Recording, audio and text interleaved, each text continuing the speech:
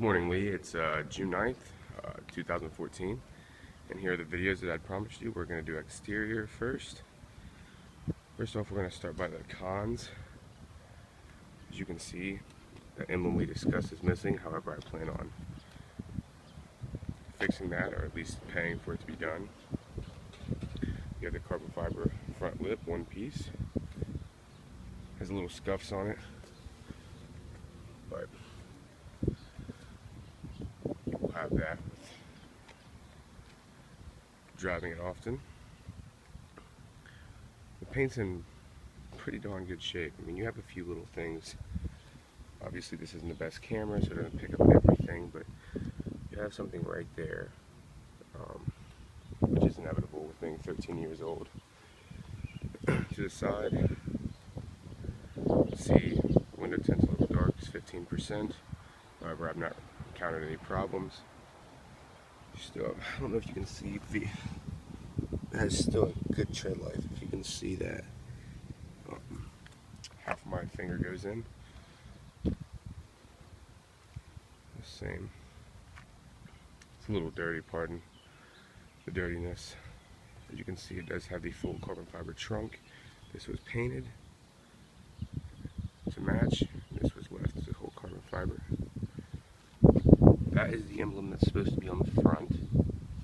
Really upset about that. The LED tails are aftermarket. You have the carbon fiber rear diffuser. We had discussed this in regards to this braking. Maybe you could get somebody to make it look a little bit more presentable.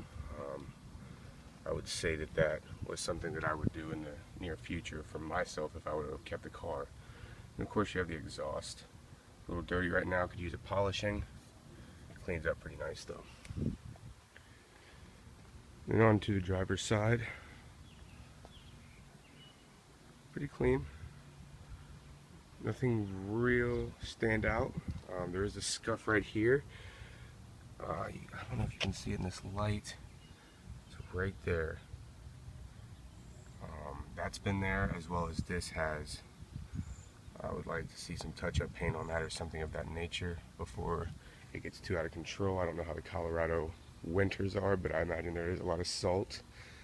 So if you plan on making this a daily driver and you want to keep the rust away, then I would definitely look into potentially doing something about that.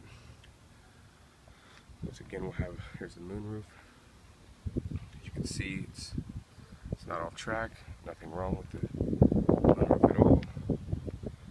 I'll do one more walk around of the vehicle, just so you can have last understanding. See, it is pretty low, not too incredibly low. However, you need to know what you're doing.